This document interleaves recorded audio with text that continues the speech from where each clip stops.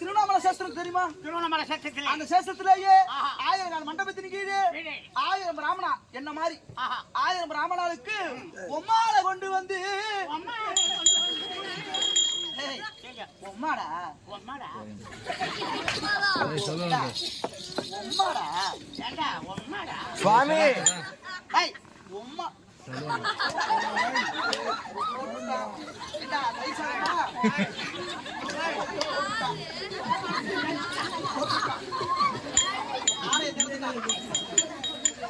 அவன் ஆள ஒரு புகை தந்துட்டான்